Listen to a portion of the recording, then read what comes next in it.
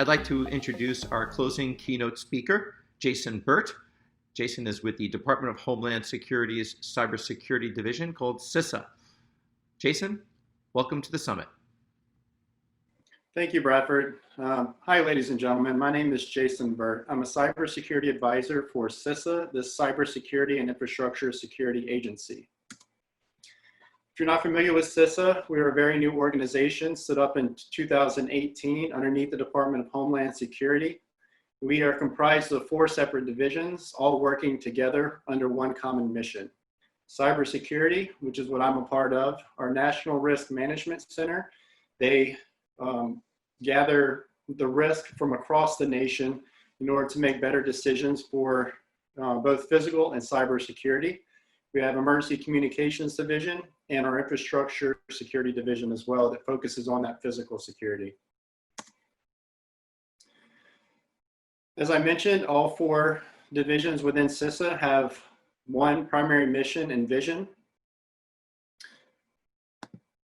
which is to lead a collaborative national effort to strengthen the security and resilience of America's critical infrastructure, with an ultimate goal of having a more secure, resilient, and reliable critical infrastructure for the American way. First thing I want to go over today are some cyber threats. As you can imagine, we're in a COVID-19 environment. We have been since about February, so a lot of the threats that we're seeing today have to do with targeting COVID-19 research. A lot of, what the adversaries are trying to do are to delay or inhibit our ability to produce and deliver viable countermeasures, whether that be for, nation, state, or political reasons, disrupt critical systems for illicit financial gain, and ultimately to undermine confidence in U.S. COVID response efforts and the trust in the final vaccines or countermeasures. Typically, these goals that they may be achieved by stealing intellectual property, which I'll go over a little bit more on a later slide, tampering with, destroying, or denying access to data and systems, and ultimately discrediting the veracity of scientific research related to the organizations. Typical targets that we're seeing: R&D, or research and development for the vaccines, the technology, manufacturing, and scaling of those vaccines, as well as different components and manufacturing techniques. They're targeting both cyber and physical systems, predominantly to try to gain an advantage in clinical trial data and results.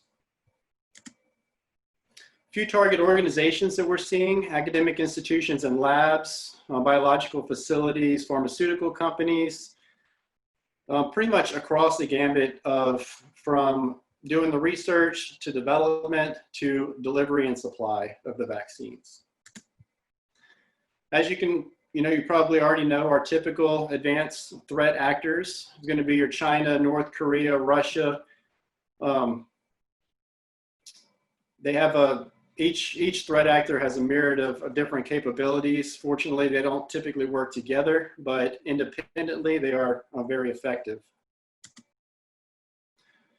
What we're predominantly seeing right now is China attempting to identify and illicitly obtain valuable intellectual property, trying to steal trade secrets from the different COVID-19 vaccine organizations. One or more actors using password sprays to obtain access, also known as credential stuffing. So essentially getting these large lists of credentials and just trying them until they get access to one or more systems. Widespread exploitation of vulnerabilities in public-facing infrastructure. They're typically using TrickBot, Maze, COVIDlock, and other malware in order to get into the systems and to gain a foothold within the network. They can be either targeted or opportunistic. We really don't think that it matters as long as the impact is the same. A few different threat vectors that we're typically seeing. Even before COVID, phishing is always the biggest threat vector, predominantly because they don't need to be on site. It can be done remotely. It's very easy to trick people via email. Right now, we're seeing threat actors masquerade emails from the CDC or World Health Organization official communications. Spear phishing, targeting those specific individuals within these organizations. Exploiting unpatched vulnerabilities on web-facing systems is a big one. Recently, CISA, in partnership with the FBI, put out the top 10 vulnerabilities that we're commonly seeing exploited in the wild. So please go to CISA.gov if you haven't already and take a look at that. Exploiting third parties, such as your managed service providers, your vendors, contractors, third-party providers. Web shells, they're also compromising home networks of employees or family members via emails and telework applications. Since February, we've all gone to more of a remote work capability, and they're leveraging that. A few recent events. Not so recent, 2017, the NotPetya ransomware cost major biopharmaceutical companies over $310 million. And that's not just pharmaceuticals. I mean, it's spilled over, across country boundaries as well. In March of 2020, DHS and FBI, or CISA and the FBI, produced a threat bulletin which outlined Chinese actors targeting COVID-19 research organizations. APT-29, also known as Cozy Bear, has been known to target COVID-19 vaccine development. And the FBI indicted 2 US-based Chinese hackers who targeted COVID-19 vaccine developers. So it's not just what we think we're seeing, it's actionable things that we're seeing in the wild. A few recommendations. These are kind of our best practices with regard to cybersecurity, a few things that you can do to try to shore up your cybersecurity programs. Train and protect employees against phishing and email-based attacks. Number one, training is huge. We often refer to the people as either your greatest asset or your weakest link. If you train them properly, they take their time, they look over the phishing email, they're less susceptible to being fooled into allowing the phishing email to compromise your systems. Patch public-facing systems quickly. We often don't have time to do, the due diligence and to patch often and quickly as we need to. So the threat actors are taking advantage of that, and they're getting in through oftentimes old, easily accessible vulnerabilities. Enforcing multi-factor authentication. So this is a big one. A lot of my partners that I work with, you often see convenience over security. It's inconvenient to use multi-factor authentication. It's one more step. It takes longer, but oftentimes it helps prevent a lot of the malicious software that end up on your networks and ultimately end up encrypting your data. Reduce and monitor admin and admin privileges. Granular control or principle of least privilege. This is a big one. This is, just a few of the different cybersecurity controls that are easy to implement that you could put in place. Enforce strong password and password rotation. So don't allow the same password, multiple times within a 60, 90, 120-day period. Logically or physically isolating OT from IT. So operational technologies such as your SCADA systems from your IT or business networks. That's huge because a lot of the ransomware that we're currently seeing is, it's encrypting things indiscriminately as long as it can reach it on the network. So by isolating or VLANing off your OT from your IT networks, you can stop the ransomware from spreading and encrypting all of your data, including your online backups, which is the one right above it. Ensure you have a regular, robust, off-site, offline backup system of all critical decision data. I work with a lot of partners that have backups, they have good backup systems, and they may even VLAN them off to a separate VLAN, but these threat actors are smart, and the malware that they're employing is more and more sophisticated. So it's able to jump across VLANs and encrypt the data, as well. A lot of people think that these threat actors are getting on your network or the malware is getting on the network and it's all autonomous. It's not. The threat actors aren't doing anything, but that couldn't be further from the truth. What we're seeing oftentimes is the initial foothold is going to be that malware. The threat actor is then able to physically log in enumerate your network, get an idea of what he's working with, and then tailor the malware to encrypt exactly what he wants to encrypt. And oftentimes that's going to be your backups as well. Also knowing your supply chain and risk management, understanding and monitoring relationships with contractors, supply chain, and third parties. That's huge because oftentimes the threat actors are going to leverage this supply chain, which may not have the same security controls and the same robust security program as you do, to then infect your network. Prepare for additional activity if your organization is mentioned in the media regarding COVID-19 response, such as public messaging. That makes you huge targets for these threat actors. And ensure high-profile employees and those with access to critical information practice strong operational and communication safety, also known as OPSEC. Be careful what you're putting out in the wild and on social media. So now I want to transition over to risk and cyber resiliency. So ultimately, all the things that I just covered really come back to the practices and the cybersecurity that you have in place in your organization. Resilience. The definition of resilience is the ability to prepare for and adapt to changing conditions and to withstand and recover rapidly from disruptions. The protect, sustain, perform, and repeat model is one of the key pieces to a good resilient cybersecurity program. But resiliency isn't something that happens overnight. It's an emergent property. So the best way for me to explain this is to kind of compare it to your health. So how do you get healthy, right? Health isn't something that happens overnight. It happens from doing the right things, doing them consistently and repeatedly. You know, getting enough sleep, exercising, eating the right foods, not smoking, different things that you do on a repetitive basis, consistently and properly, leads to good health. And the same could be said for cybersecurity.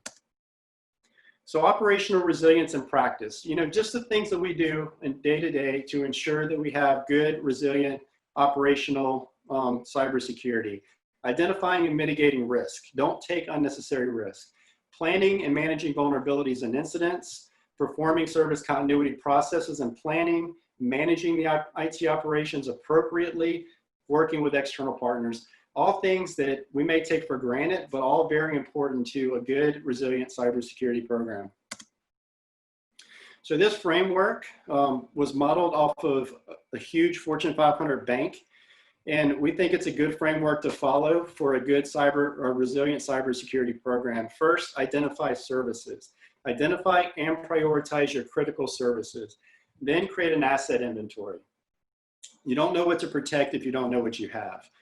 Protect and sustain those assets, establishing risk management resilience requirements, control objectives, and finally those controls. Disruption management plan. Establish a continuity requirements for assets and develop service continuity. So that's business continuity, service continuity, and incident response plans. And finally, exercising. The best thing you can do for cybersecurity is to exercise it so that everyone on the team is on the same page when an incident does occur and everyone knows what to do. Define your objectives, create your cyber exercises, perform the exercises, and finally evaluate the results. Each of these different parts of the framework work together in this continual process. So now I'd like to go over the Cybersecurity Advisor Program. As I mentioned at the beginning, I am a Cybersecurity Advisor for Region 4 down in the Southeast. I'm located in Pensacola, Florida. We are aligned with the 10 FEMA regions, so that's why this map is broken out as you see it, and we have cybersecurity advisors spread throughout the country to include Alaska and Hawaii. Currently, we have 27, but we're building the force, currently hiring more cybersecurity advisors. And what we do is we work with both private sector as well as critical infrastructure stakeholders, state, local, tribal, territorial, so pretty much across the board to identify and verify suspicious activity, understand incidents and vulnerabilities. We work very hard to build and maintain relationships. Through those relationships, we share timely and actionable information. And finally, we collaborate with partners in order to mitigate risk. A few of the cybersecurity services that we offer, all these services that I'm going to cover are absolutely no cost. They're taxpayer funded. by DHS to include our travel if we come out on site.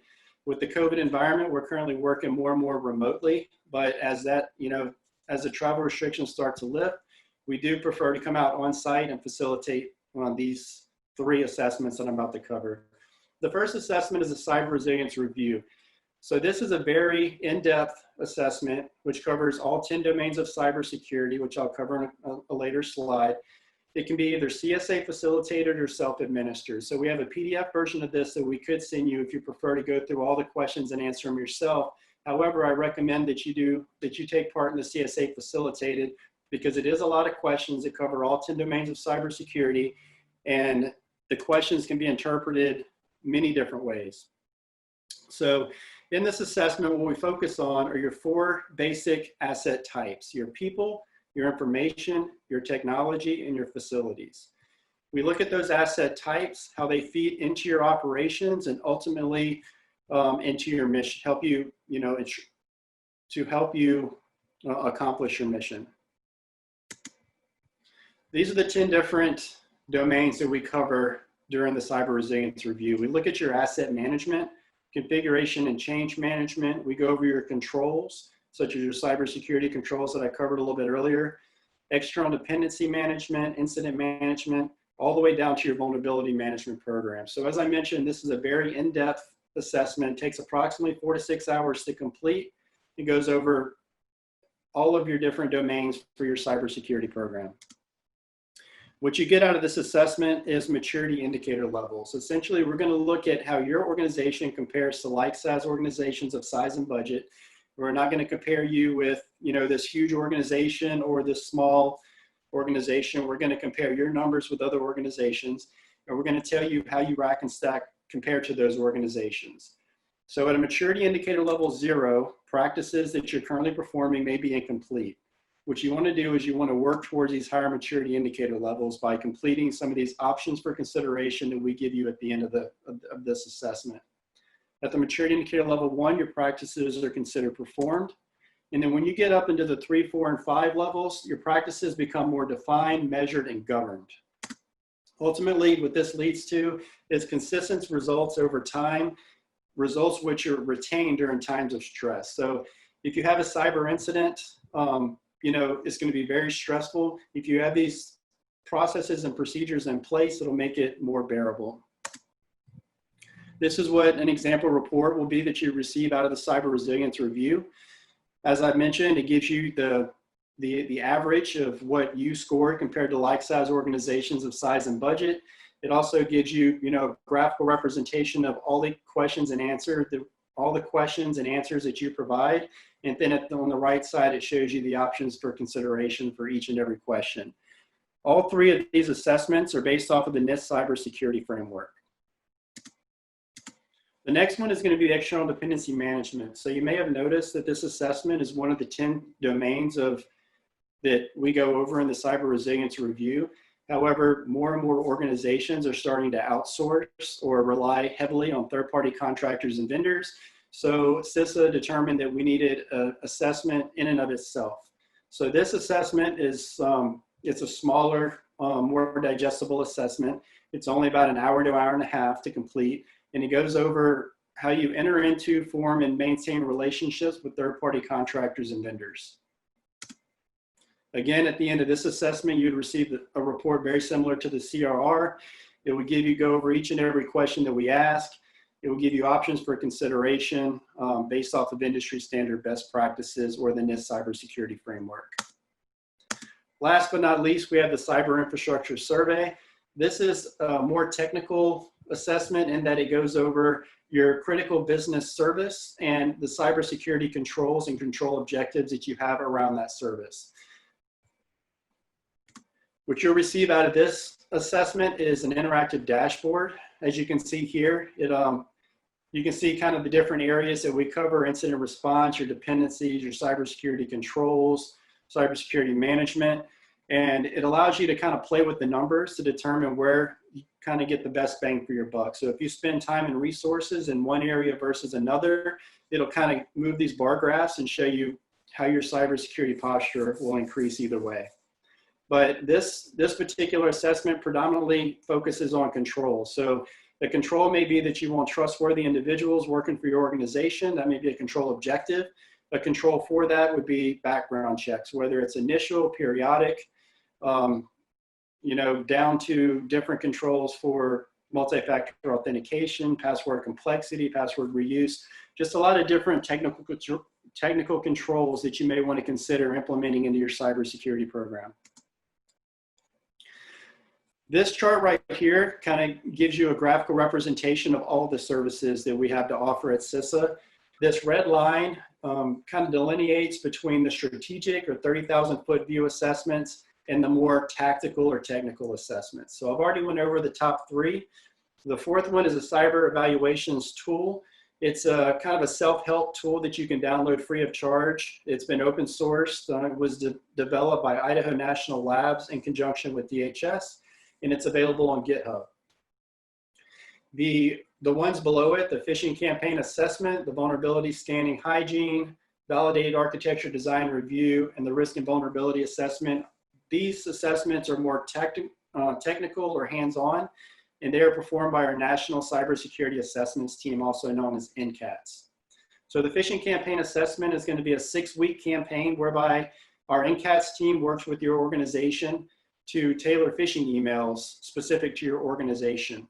After the 6 weeks, you'll receive a detailed report with click rates to kind of give you an idea of how your organization is positioned to combat phishing. The vulnerability scanning hygiene is a very easy to get signed up for program. Essentially, you just provide us your public facing IP space, sign a memorandum of agreement saying that you agree for us to scan your public facing IP space, and we provide a report to you on a reoccurring basis. It's an opt-in, opt-out program, so you can get it started and get it, you know, you can stop at any time. Essentially what it's going to look at is your public facing IP space with regard to vulnerabilities, misconfigurations, ports, protocols, application, and it's going to give you an outside view looking in of what your organization looks like from a threat actor's perspective. So I highly recommend that. The Validated Architecture Design Review is a very good program that we have where our subject matter experts with regard to network security is going to sit down with your organization and look at your data flows. So where your security appliances are positioned, your data flows into and out of your network, and give you options for consideration to enhance your cybersecurity. Last but not least is a risk and vulnerability assessment. So this is the pen test. This is the one that everyone wants, whereby they can do a vulnerability or a pen test with either credentialed or non-credentialed. They can also act as a red team if you have a incident response or a security operations center capability, and they can test your incident response. So these are all the services that CISA has to offer currently. We also have one more that wasn't covered, which is web application scanning. This service is where they kind of like the cyber hygiene, where they do a external vulnerability scan on your network, but they look specifically at your web applications. So with that, this is my contact information. If you'd like any more information or to get started with any of these services, I'll take any questions. Back to you, Bradford. Great, thank you so much. Let me just put my video back on there. Perfect. Thank you again for that comprehensive presentation, and thank you for sharing your contact information. We do have a few questions, and let's see what we have here. What happens to the data that you receive from the cybersecurity assessments that CISA performs? Are they kept confidential, or are they shared in any way? That's a great question. So the one thing that I didn't mention during the presentation is that any and all information that you provide to us during these assessments, which is a lot of information because we ask a lot of questions, is covered under what's known as PCII, or Protected Critical Infrastructure Information Act, which was signed into law to make it more easy for you to share information with the federal government. And what the PCII Act does is it protects any and all information that you provide from Freedom of Information Act, any kind of state sunshine laws. It can't be used in civil or regulatory purposes. So your information stays within CISA. What we do is we anonymize your information. We aggregate it with over 500 other assessments that we've performed to date, in order to give both you and other organizations valuable metrics to show you how your cybersecurity program stacks up against theirs. Sounds good. And how often do you recommend these assessments be done? Is this an annual recommendation? Or? Yes, so we often, this isn't a one and done program. We recommend that you get at least these initial assessments done. Those more tactical or technical level assessments that I mentioned by our NCATS team are great if you want to look at a snapshot of what you look like currently. But ultimately, you want to get those, those 3 assessments that I mentioned at the beginning, the cyber resilience review, the cyber infrastructure survey, and the external dependency management. At least get those performed so that you can get your underlying foundation, your processes and procedures in place, so that once you do have those technical assessments, whatever gaps and holes that they find don't reappear. And we recommend doing it initially, and then maybe at a 1-year point after you've implemented some of the options for consideration, to see how your cybersecurity program has changed or improved. And in terms of getting these services for the executives that are watching right now, what is the best way to request? Do they contact you, or is there a form, or do they go to the website? So this, the cyber advisor at CISA.dhs.gov, because we are regionally positioned, that is our centralized inbox where we have an operations team that can then get in touch with the specific CSA in your area. So please send the request to that box. And then if it's in region 4, either myself or my counterpart, Clint Walker, will receive it. Or if you're in a different region, they'll be sure to get it to your CSA. That's great. Clint is a great guy. He's spoken many times at the Cybersecurity Summit as well. Yeah.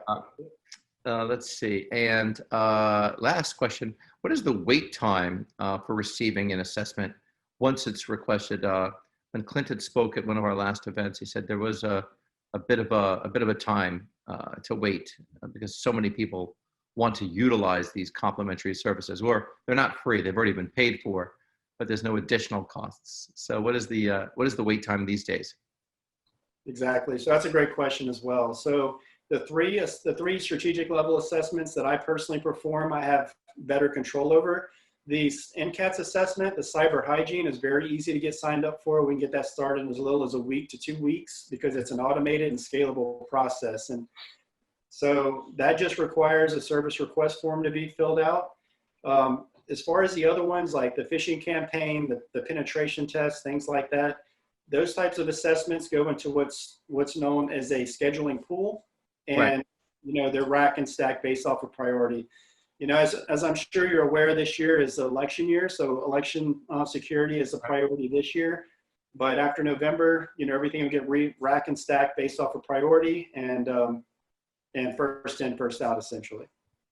Okay, well, great. Well, thank you so much. A lot of helpful tools here. And with that being said, you are our closing keynote for today. So I'd like to thank you, all the other speakers and sponsors, and everyone for joining us. We are going to keep this conference going for at least another hour or two. So for those executives out there that would like to research the tools that CISA has offered, certainly visit their website.